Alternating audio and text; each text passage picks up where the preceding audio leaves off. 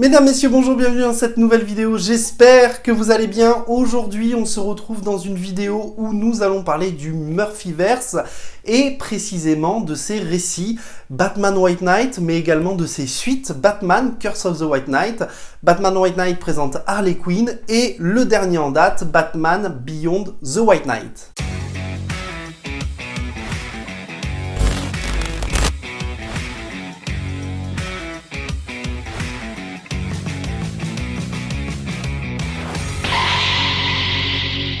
Batman White Knight est un Elseworld, c'est-à-dire que c'est un récit déconnecté de la continuité, un récit dans lequel nous allons retrouver Batman, un Batman épuisé psychologiquement, un Batman qui a échoué à sa promesse, celle de sauver Gotham de la criminalité, un Batman beaucoup plus violent qu'à la normale, un Batman qui va commettre un acte irréparable, et à cela va s'ajouter le fait que le Joker va devenir lucide. Une nouvelle identité du Joker va nous être révélée, celle de Jack Napier, un personnage du coup qui va se lancer dans un combat contre Batman, mais un combat politique. Oui, dit comme ça, effectivement, ça peut sembler chiant, et pourtant ce récit est une petite merveille, mais une petite merveille qui n'est pas exempte de défauts, bien évidemment.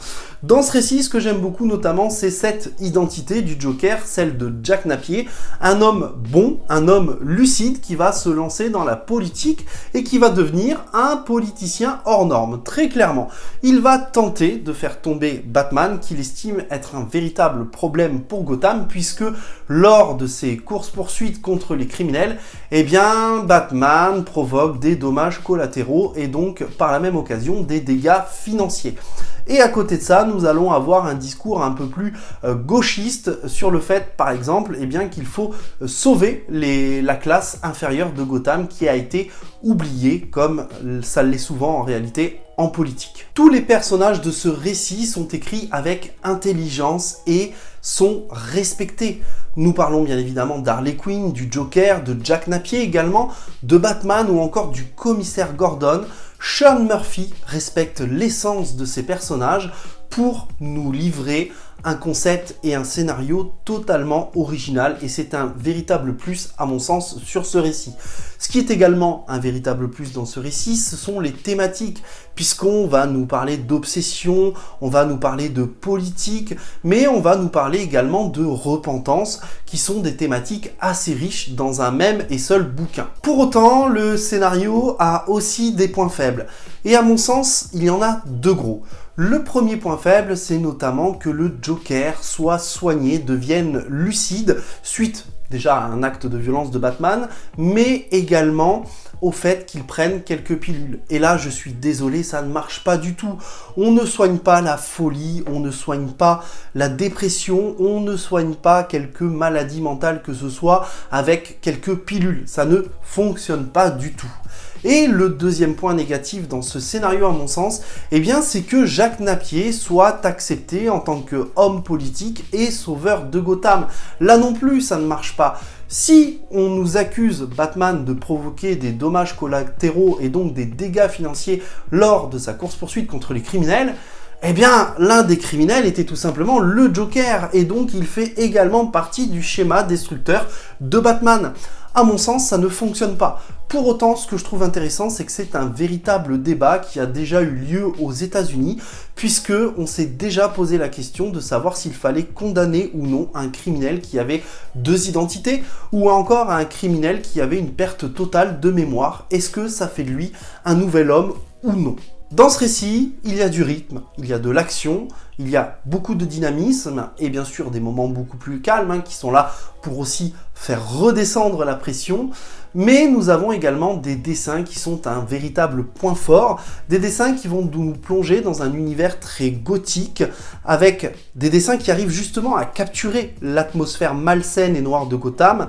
Et puis, il y a les couleurs de Matt Hollingsworth, un coloriste que j'affectionne tout particulièrement, et qui va ici accentuer ses dessins sur le rouge et le noir. Bref, vous l'aurez compris, Batman White Knight est un récit que j'affectionne tout particulièrement, notamment pour son scénario et ses dessins et ses couleurs, et bien sûr pour ses thématiques. J'aime notamment les thématiques abordées dans ce récit. Et le point positif dont je n'ai pas parlé, c'est tout simplement qu'après avoir lu ce comics, vous pouvez tout simplement vous arrêter puisque on peut considérer la fin comme une véritable fin fermée. Mais Sean Murphy, suite au succès de son Batman White Knight, ne s'arrête pas là et va nous proposer une suite qui n'est autre que Batman Curse of the White Knight, un récit dans lequel Batman a été précédemment sali par Jack Napier dans Batman White Knight, et dans ce récit, il sera confronté à deux ennemis, le Joker, mais également Azrael, à qui il devra faire face, mais il devra également résoudre une énigme autour des origines de la famille Wayne, sur laquelle un doute va planer suite à la découverte d'un carnet mystérieux, celui d'Edmond Wayne. Si le précédent récit vous avait laissé perplexe, notamment à cause de son côté très politisé, sachez que dans ce récit, c'est excite la politique. On nous livre un récit beaucoup plus axé sur l'action, beaucoup plus axé sur la violence, puisqu'il est beaucoup plus violent, ce récit, que le précédent. Mais on va également nous livrer le Batman que j'affectionne le plus, le Batman détective. Dans ce récit, Sean Murphy va nous parler, va remettre en question beaucoup de choses, comme notamment le passé des Wayne, le passé de Gotham, ou encore le passé de Mr. Freeze au travers d'un tie-in notamment, et va nous poser des questions, comme notamment la question de la relation toxique entre Harley et le Joker, ou la relation toxique et l'influence de Batman sur le commissaire Gordon et la corruption qu'il a engendrée. J'aime énormément la relation Harley-Bruce ou encore le triangle amoureux Harley-Bruce et le Joker. Harley Quinn qui est d'ailleurs le personnage le mieux écrit de cet univers. Et j'aime également le fait que Sean Murphy réécrive l'histoire de Gotham et réécrive l'histoire des Wayne. C'est ce que fait Sean Murphy de mieux finalement. Il déconstruit tout l'univers de Batman pour construire son Murphyverse et il le fait avec intelligence et avec brio. Au niveau des dessins, on retrouve bien évidemment, comme le récit précédent, Sean Murphy au dessin et Matt Hollingsworth à la couleur. Des dessins absolument superbes. Regardez-moi cette planche d'Azrael qui est absolument magnifique. C'est fou, c'est absolument fou. Dans ce récit, d'ailleurs, on retrouve un peu moins l'influence rouge et noir que précédemment. Peut-être tout simplement parce qu'Azrael représente l'espoir et la justice. Mais vous l'aurez compris, j'ai adoré ce récit qui semble bien meilleur que son prédécesseur Batman White Knight et qui nous offre encore une fois une fin qui peut permettre au lecteur tout simplement de s'arrêter là avec l'univers de Murphy. Mais pourquoi s'arrêter sur un si bon chemin quand on peut continuer? Et je vous l'ai dit tout au long de cette vidéo, Harley Quinn est le personnage le mieux écrit de cet univers. Et Sean Murphy va nous proposer une suite, Batman White Knight présente Harley Quinn, scénarisée à la fois par Sean Murphy mais également par Katana Collins, sa femme, et au dessin cette fois nous allons retrouver Matteo Scalera. Dans ce récit, nous allons suivre Harley Quinn qui va être contactée par le GCPD pour enquêter sur une affaire de meurtre.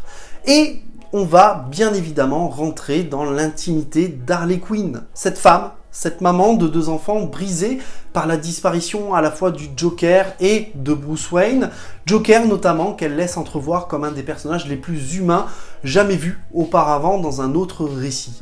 Et ça fonctionne car l'histoire d'amour, la romance qui est décrite dans ce récit est palpable et en un mot, Harley Quinn n'a jamais été aussi touchante. Si l'écriture des personnages, si la relation des personnages entre eux est la force de ce récit, sachez que malheureusement le scénario en est la faiblesse.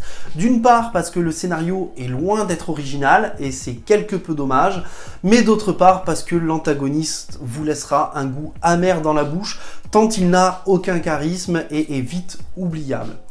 Si on parle maintenant des dessins, sachez que j'aime beaucoup le style de Matteo Scalera, qui tente de copier le style de Sean Murphy, ce que je trouve à la fois génial et à la fois dommage, car il aurait pu apporter sa patte graphique au récit et à l'univers de Sean Murphy.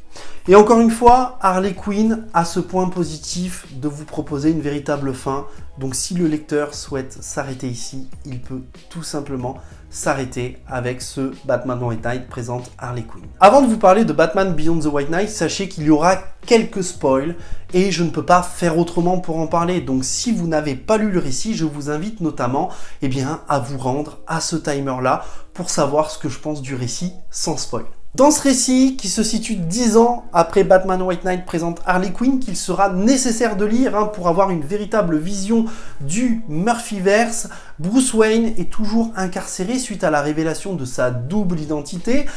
Gotham n'a jamais été aussi sûr grâce au GTO, le taux de criminalité n'a jamais été aussi bas.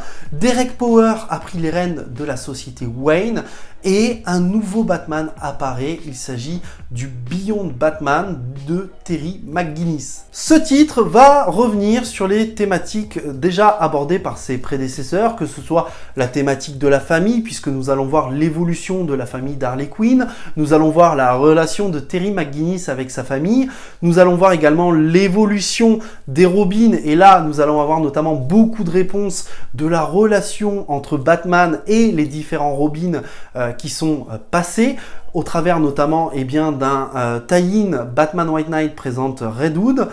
C'est un récit que j'aime beaucoup, en tout cas pour cela, et qui va encore une fois continuer sa démarche de déconstruire pour reconstruire. Malheureusement, ce récit a beaucoup de points négatifs également, et le premier à mon sens, c'est le rythme du scénario qui va beaucoup trop vite.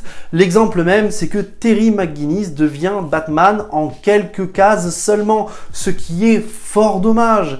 Et à l'inverse de ça, Terry McGinnis va être complètement effacé de cette histoire pour remettre Bruce au centre de l'histoire qui va redevenir le personnage principal de cette histoire. C'est doublement dommage. Le deuxième point négatif de cette histoire, c'est qu'il n'y a absolument aucun enjeu. Le danger n'est absolument pas palpable. On nous parle à un moment de guerre civile, très bien, pourquoi pas, j'ai envie de dire. Mais à aucun moment, nous allons voir les prémices d'une guerre civile. Pas de pavés dans les vitrines, où sont les manifestations ? C'est véritablement dommage. Le troisième point négatif, à mon sens, c'est bien sûr l'antagoniste principal qui, malheureusement, vous laissera à peu près le même goût amer que celui du Batman White Knight présente Harley Quinn, qui est un antagoniste totalement oubliable en fin de compte. Et enfin, le dernier point négatif, et c'est peut-être le plus gros à mon sens de ce récit, c'est tout simplement le retour du personnage de Jack Napier, qui n'a pas vraiment d'intérêt, qui n'a pas vraiment de pertinence et qui n'apporte véritablement pas grand-chose, ce que je trouve quelque peu dommage. Comme si, finalement, Batman n'arrivait pas à vendre sans le Joker. Vous l'aurez compris, malheureusement, ce récit est une véritable déception, sauvée uniquement par ses dessins. Dessins de Sean Murphy, mais également de Simone Di Meo sur le Batman White Knight présente Red Hood, et à la colorisation Dave Stewart. Et le couple de dessinateurs et de coloristes nous offre des dessins absolument fabuleux, absolument fantastiques, que j'ai beaucoup aimé et qui m'ont permis de tenir jusqu'au bout du récit. Et malheureusement, Sean Murphy en a décidé autrement. Et oui, puisqu'il prévoit d'ores et déjà encore 2 mini-séries qui devraient arriver entre 2024 et 2025 et dont nous aurons l'occasion de reparler sur cette chaîne, bien évidemment. N'hésitez pas à me dire en commentaire ce que vous avez pensé de chaque récit et si, comme moi, Batman Beyond the White Knight vous a déçu ou non. Je suis bien évidemment ouvert à la conversation. Je vous dis à très vite pour une prochaine vidéo. N'hésitez pas à la liker, à la partager et à vous abonner si cette vidéo vous a plu. Prenez soin de vous et n'oubliez pas, de grands comics et de grands mangas impliquent de grandes lectures. Ciao tout le monde!